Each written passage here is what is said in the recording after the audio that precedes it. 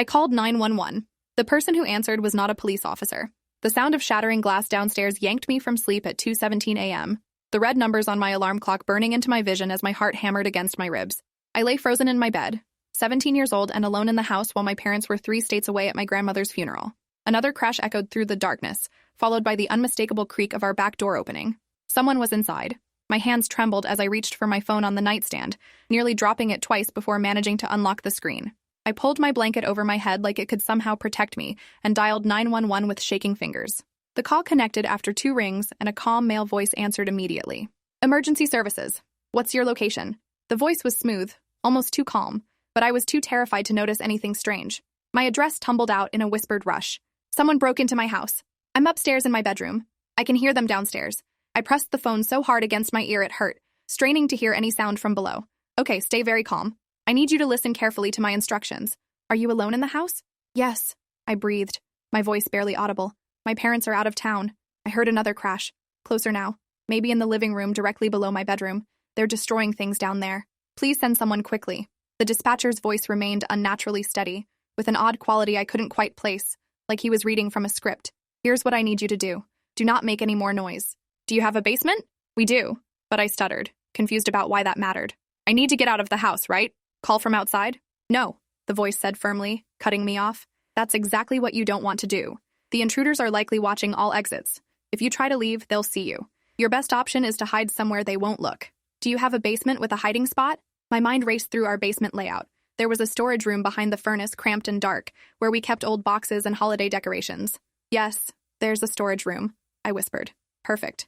I need you to get down there right now. Don't turn on any lights. Move quickly but quietly. Once you're hidden, don't make a sound. Don't call out, don't move, don't do anything until the police arrive and call your name. Do you understand? Something felt wrong about these instructions, but fear overrode my instincts. How long until the police get here? I asked, easing my bedroom door open and peering into the dark hallway. They're already on their way, the dispatcher assured me. 5 minutes, maybe less. But you need to hide immediately. These home invasions have been happening all over the neighborhood this month. The suspects are dangerous and they're looking for people, not just valuables. You need to disappear. The mention of other break-ins in our neighborhood, which I'd actually read about in the local news, lent credibility to his words. I crept into the hallway, my bare feet silent on the carpet, my phone clutched in my sweating palm. I could hear shuffling and banging from downstairs, at least 2 distinct voices speaking in low tones I couldn't make out. The dispatcher stayed on the line, his breathing steady in my ear. Are you moving? He asked. Yes, I'm in the hallway, I breathed. The stairs to the basement are in the kitchen. I have to go down the main staircase first. Be extremely quiet, he instructed. Stay low. If you see them, freeze. Don't run. Running triggers a chase response. I descended the main stairs in agonizing slow motion, my heart pounding so loudly I was certain the intruders would hear it. Through the banister rails, I could see flashlight beams sweeping through our living room. I counted 2 figures, both wearing dark clothes and ski masks. One was taller, broader, the other smaller and quicker in their movements. They were methodically going through drawers and cabinets, surprisingly organized for common burglars. I reached the bottom of the stairs and pressed myself against the wall, edging toward the kitchen. The basement door was just past the refrigerator, 15 feet that felt like a mile. Good.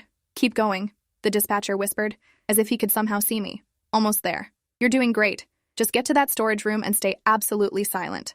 I slipped into the kitchen, the tile cold under my feet, and reached for the basement door handle.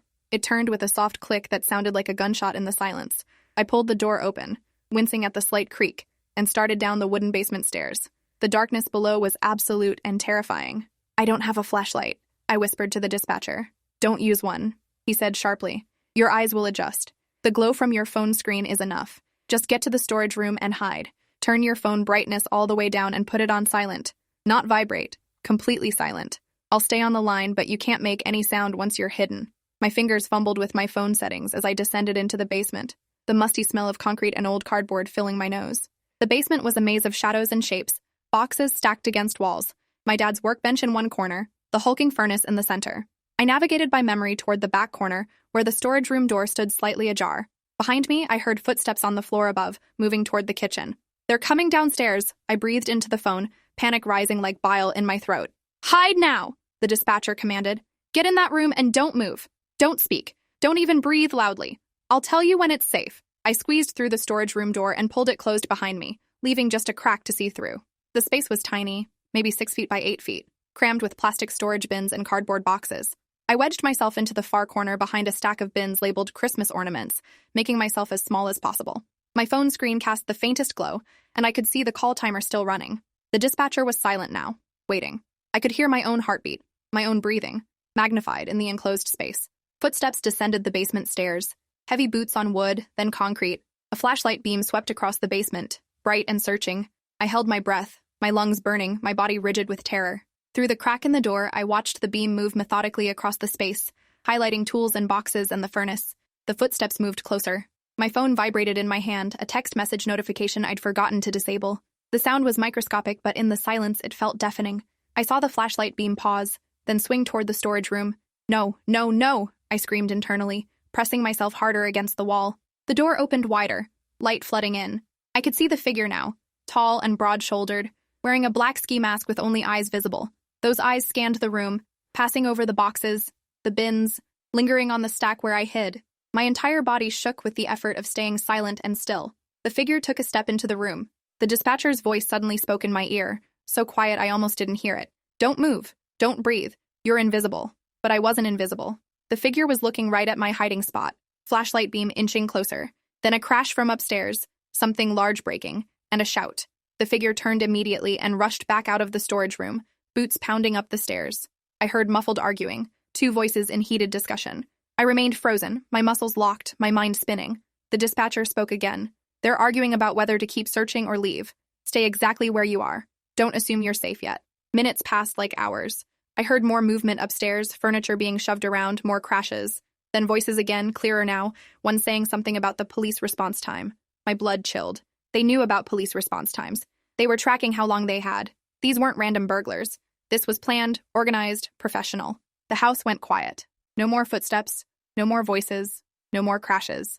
Just silence, heavy and oppressive. I stayed in my hiding spot, phone pressed to my ear, waiting for the dispatcher to tell me it was safe. The call timer showed 18 minutes had elapsed since I first dialed. Surely the police should have arrived by now.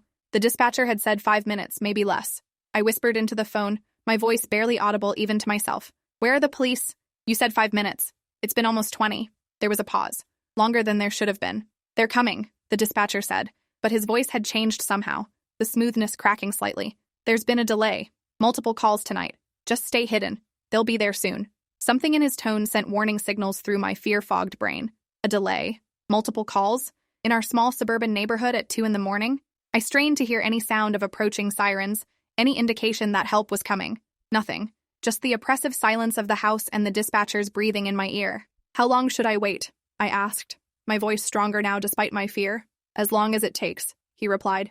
Don't move until the police actually enter the basement and call your name. These suspects are known to wait in vehicles nearby, watching to see if anyone emerges. You move too soon, they could come back. Something about the way he said that struck me as odd, too specific, too detailed about the suspect's behavior. I thought back through the conversation, analyzing his instructions with a clearer head, now that the immediate threat seemed to have passed. He'd been very insistent that I hide in the basement, not escape through a window, not run to a neighbor's house, not barricade myself in a room. He'd wanted me down here, in the dark, isolated, unable to see what was happening upstairs, and he'd told me to turn my phone completely silent, eliminating my ability to hear any other notifications or calls. My stomach dropped as realization began to dawn, cold and terrible. I pulled the phone away from my ear and looked at the screen. The call duration showed 23 minutes. I navigated to recent calls with trembling fingers. The number I'd dialed was 911. That was correct. But something made me check the actual connected number, the one the call had routed to. It wasn't the standard emergency services number. It was a local area code, a regular 10-digit phone number. I stared at the screen, my mind struggling to process what I was seeing. This wasn't possible. When you dial 911, it goes to a centralized dispatch center. It can't just redirect to a random phone number, unless someone had found a way to intercept the call, to hack the system somehow. My hands started shaking so badly I almost dropped the phone. The dispatcher's voice came through the speaker, tinny and distant now that the phone wasn't pressed to my ear. Are you still there? Why did you pull the phone away? Stay on the line. The police will be there any minute. I didn't respond. Couldn't respond. My mind was racing through the implications. If this wasn't really 911, if this was someone else, then the police weren't coming. No one was coming. And whoever I'd been talking to had directed me to hide in the basement, told me to be completely silent, told me exactly where to go. The intruders upstairs knew I was here, knew I was alone, knew my parents were gone. They'd broken in but hadn't actually stolen anything yet. Just moved through the house making noise to scare me into calling for help. into calling 911, into calling a number that had been rerouted to someone working with them. They'd known I would call. They'd counted on it. The fake dispatcher had herded me exactly where they wanted me, isolated and silent in the basement, while they did whatever they were actually here to do. My eyes adjusted fully to the darkness now, and I looked around the storage room with new awareness. This wasn't a hiding spot. This was a trap. I needed to move, needed to get out, but the dispatcher's voice kept insisting. Hello? Can you hear me? Tap the phone once if you can hear me but can't talk. Don't make any sound. I did nothing, made no acknowledgement. Instead, I carefully reached up and ended the call, my finger hovering over the screen before finally pressing the red button. The silence that followed was absolute and terrifying. I waited 30 seconds, phone clutched in my hand, before I carefully dialed 911 again. This time, I paid attention to every detail as the call connected. It rang 3 times before someone answered, and the voice that came through was completely different. 911, what's your emergency? It was a woman this time, professional but concerned, with background noise of radio chatter and other conversations, the sound of an actual dispatch center. My words tumbled out in a desperate rush. Someone broke into my house and I called 911, but it wasn't really 911. It was a fake number, and they told me to hide in the basement, but I think it's a trap. I'm at 2847 Riverside Drive and I need real police right now. The dispatcher's response was immediate and alarmed. You're at 2847 Riverside? We have no calls from that address tonight. Are you saying someone is impersonating emergency services? Yes, I whispered, tears streaming down my face now. I called 911 25 minutes ago and someone answered, but it wasn't you. They told me to hide and that police were coming, but no one came. Someone hacked the line or something. Stay on the phone with me right now, the dispatcher commanded, her voice sharp with urgency. I'm dispatching officers to your location immediately. Can you get out of the house safely? I don't know, I breathed, pressing myself further into my corner. I'm in the basement storage room. They told me to come down here. I heard them upstairs, but I don't know if they're still here. Get out of that basement right now, the dispatcher said, her professionalism cracking with alarm. Get to a neighbor's house or outside where you can be seen. That's not a safe location. You need to move now. Officers are 3 minutes out, but you need to protect yourself. I'm going to stay on the line with you. I started to move, pushing bins aside as quietly as possible, when I heard footsteps on the basement stairs again. Slower this time, more deliberate. Someone was coming back down. They're coming back, I whispered to the dispatcher, my voice breaking. Someone's coming down the basement stairs. Hide if you have to, but prepare to run, the dispatcher instructed. When my officers arrive, they'll announce themselves loudly. You'll hear sirens. Until then, stay on this line. The footsteps reached the bottom of the stairs. I could see a shadow moving across the wall outside the storage room, hear breathing that wasn't my own. The door opened wider and a figure appeared, silhouetted against the dim light from upstairs. But this figure was different from the one I'd seen before. Smaller, familiar somehow in a way that made my confusion spike even as my fear remained. The figure raised something, and I realized it was a phone with a flashlight. The beam swept across the storage room and landed on me. The figure lowered the phone slightly, and I could see their face now. My breath caught in my throat, shock and betrayal hitting me like physical blows. It was Dylan, my next-door neighbor, 22 years old, home from college for the summer, someone I'd known since childhood, someone I'd trusted. He looked at me with an expression I couldn't read, something between regret and resignation. His voice, when he spoke, was gentle. Kira, you need to come upstairs. Right now. This isn't what you think. Every instinct screamed at me to stay hidden, to wait for the police, but Dylan's presence made no sense. Why was he here? How was he here? I found my voice, though it came out shaky and confused. Dylan? What are you doing in my house? How did you get in? He took a step into the storage room, hands raised in a placating gesture. I don't have time to explain everything, but you're in serious danger. Those people upstairs, they're not regular burglars. They're here for something specific, and when they realize you're not where you're supposed to be, they're going to come looking. You called 911, didn't you? The real one this time? My silence was answer enough. His expression hardened. How long ago? Maybe 2 minutes, I whispered, still pressed against the wall. The real dispatcher's voice in my ear asking what was happening, if I was okay. Dylan cursed under his breath. We don't have much time then. Kira, I know you're confused and scared, but I need you to trust me one more time. I'm going to get you out of here, but we have to move now, before they figure out what happened. The cognitive dissonance was overwhelming. Dylan had been my neighbor forever, had helped me with homework, had taught me to ride a bike when I was 7. But he was here, in my house, during a break-in, and nothing made sense. Why are you here? I demanded, my voice stronger despite my terror. Are you with them? Are you part of this? The sound of sirens in the distance, faint but growing louder, interrupted whatever he was about to say. His head snapped toward the sound, and I saw real fear cross his face. They're going to think I'm one of them, he said quickly. Kira, please, you have to tell the police I was trying to help you. I'm not part of this. I came to warn you. His words rang false, desperate, and suddenly all the pieces started fitting together in a terrible pattern. The break-in had been too loud, too obvious. The fake 911 dispatcher had herded me to exactly this location, and now Dylan was here, claiming to want to help, appearing at the exact moment when the real police were approaching. He wasn't here to help me. He'd been part of this from the beginning. The realization must have shown on my face because Dylan's expression changed, the gentle concern evaporating into something colder. "You figured it out," he said flatly, no longer bothering with the pretense. "You're smarter than we gave you credit for." The sirens were much closer now, maybe a block away. Dylan pulled a zip tie from his pocket and moved toward me with sudden, frightening speed. "I'm sorry, Kira, but I can't let you talk to the police before I get out of here. You'll ruin everything," I screamed, loud and sustained, pouring every ounce of fear and betrayal into the sound. The dispatcher's voice crackled from my phone, still connected. "Officers are pulling up now. Keep making noise. Let them know where you are." Dylan lunged for me and I threw the first thing my hand found, a snow globe from one of the Christmas boxes. It hit him in the shoulder and shattered, glass and glitter and fake snow exploding across the concrete floor. I scrambled past him, my bare feet slipping on the debris, sharp pain lancing through my foot as glass cut into my heel. I made it to the storage room door as Dylan recovered and grabbed for me, his hand catching my shirt. The fabric tore as I yanked away and stumbled into the main basement area.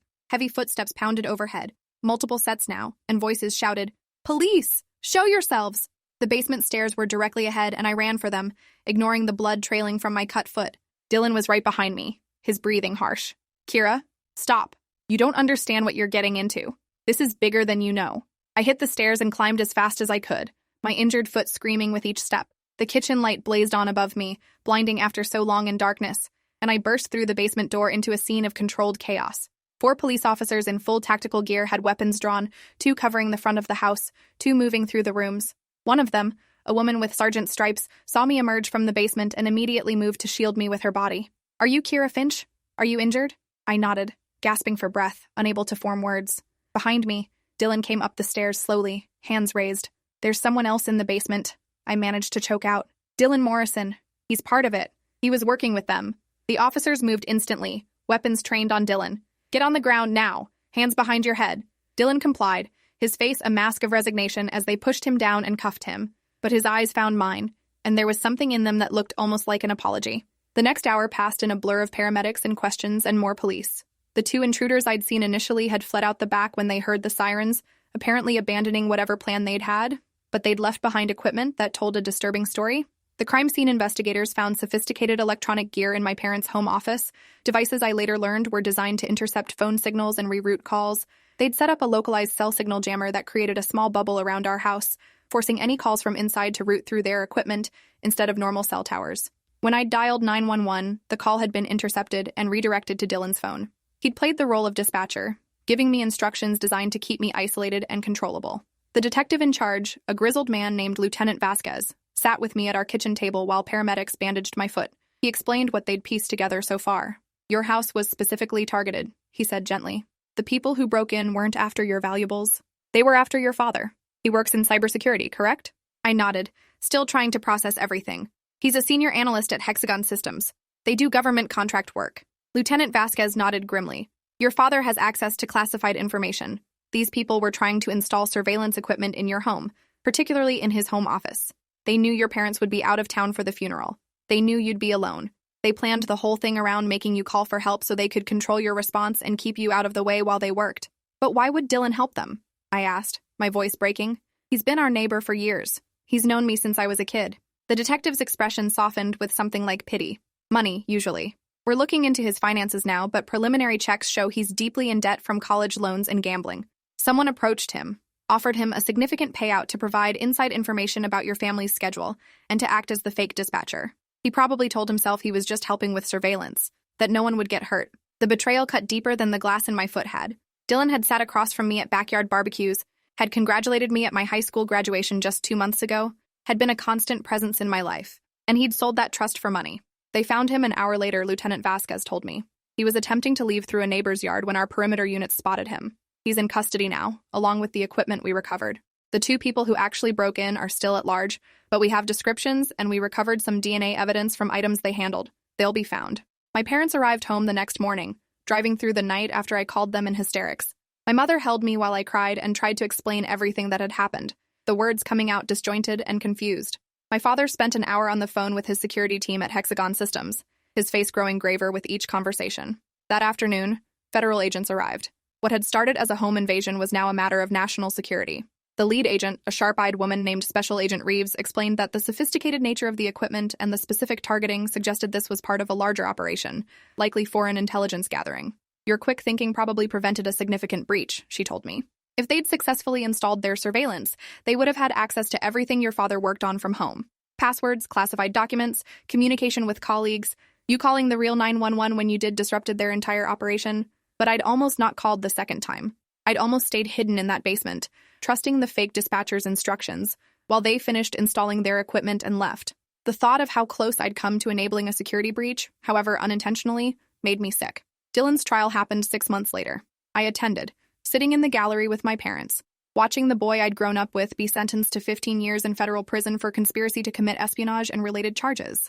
He'd pled guilty as part of a deal to identify his contacts, cooperating with investigators to roll up a larger network of people recruiting Americans with financial problems to assist in intelligence gathering.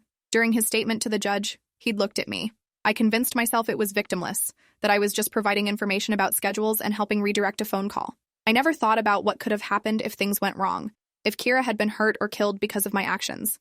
I was wrong, and I'll spend the rest of my life knowing I betrayed people who trusted me. The 2 accomplices were arrested 3 weeks after the break-in, trying to cross the border into Canada. They received similar sentences. The technology they'd used to intercept my 911 call prompted federal investigations and eventually led to new security protocols for emergency services. The phone companies implemented additional encryption and verification systems to prevent similar interceptions. My father's security clearance was actually upgraded after the incident, his company viewing the attempted breach as proof of his value and the sensitivity of his work. They installed a comprehensive security system in our house, cameras and sensors and direct lines to both police and private security firms. I went back to school that fall, starting my senior year, but everything felt different. I looked at neighbors and classmates and teachers differently, wondering who else might betray trust if the price was right. I flinched at unexpected sounds and checked every door lock obsessively. Dr. Kimura, the therapist my parents found for me, said it was normal, that trust violations from known individuals often cause deeper trauma than attacks from strangers. We worked on it weekly. The house next door, where Dylan had lived, sold to a new family. I never spoke to them. Couldn't bring myself to walk past their driveway without my heart racing. 2 years later, I received a letter forwarded through the federal prosecutor's office. Dylan had written it from prison, pages of apologies and explanations that probably meant more to him than they did to me. He described the gambling debts that had consumed him, the recruiters who'd found him online and offered him what seemed like easy money for harmless information. He explained how they'd slowly escalated his involvement, getting him invested before revealing the true nature of the operation. He took full responsibility, didn't ask for forgiveness, just wanted me to know that his choices had taught him the real cost of betrayal. I read it once, felt nothing but a distant sadness for the person he could have been, and filed it away in a drawer I never opened again. The real lesson hadn't come from Dylan's apology. It had come from that moment in the basement, when I'd looked at my phone screen and seen the wrong number, when instinct had overridden fear and I'd called 911 again. Trust your gut, Lieutenant Vasquez had told me during one of the follow-up interviews. You did. You questioned what didn't feel right, even when you were terrified. That's what saved you. I went to college majoring in cybersecurity, inspired or maybe driven by what had happened. If people could hack emergency systems, I wanted to be someone who could prevent it. My father helped me get internships, connected me with professionals in the field. I excelled, driven by the memory of sitting in that dark basement while a familiar voice led me into danger. During my junior year, I gave a presentation at a security conference about social engineering and emergency system vulnerabilities, using my own experience as a case study. The standing ovation felt like reclaiming something that had been taken from me that night. Now, 5 years after the break-in, I work for the same company as my father, designing security protocols and testing systems for vulnerabilities. I'm good at my job, maybe because I understand viscerally what happens when security fails, when trust is exploited, when systems designed to protect become weapons. I still check door locks obsessively, and I still flinch at unexpected sounds, but Dr. Kimura says some scars are meant to stay, to remind us of lessons learned. My parents moved to a different house 3 years ago, unable to feel comfortable in the place where so much had gone wrong. I didn't blame them. Some spaces hold too many ghosts, but I kept the snow globe I'd thrown at Dylan, or what was left of it, the broken vase with its shattered scene. I keep it on my desk at work, a reminder that sometimes the most mundane objects become weapons when you're fighting for your life, and that the people you trust most can be the ones who hurt you deepest. The Neighborhood Watch program in their new community asked me to speak last month about home security. I stood in front of 50 concerned neighbors and told them my story, watching their faces shift from polite attention to genuine horror as the details unfolded. At the end, an elderly woman raised her hand. How do we protect ourselves when we can't even trust 911? I gave her the answer I'd learned to live with. You trust it, but you verify. You pay attention to what doesn't feel right. You ask questions even when you're scared. And you remember that security isn't just about systems and technology. It's about awareness and instinct and refusing to ignore the voice in your head that says something's wrong. Dylan gets out of prison in 8 years. His sentence reduced for cooperation. I don't think about him much anymore. Don't waste energy on anger or fear about what might happen when he's released. He's a closed chapter, a lesson learned and filed away. The real focus is forward, on the systems I build and test, on making emergency services more secure, on preventing other teenagers from hiding in dark basements, while betrayal wears a familiar face. Sometimes late at night when I'm working on a particularly complex security problem, I think about that call timer ticking past 5 minutes, past 10, past 20, while I waited for police that weren't coming. I think about the moment of clarity when I looked at my phone screen and saw the truth, when fear sharpened into something more useful. That's what I want to give other people, the knowledge and tools to have that moment of clarity before it's too late. Last week, a new security protocol I designed was implemented across 3 states' emergency services systems. It includes redundant verification, encrypted routing, and automatic alerts when calls show anomalous patterns. It's not perfect, nothing is, but it's better than before. Thanks for watching till the end. Make sure to subscribe and like to not miss the next story.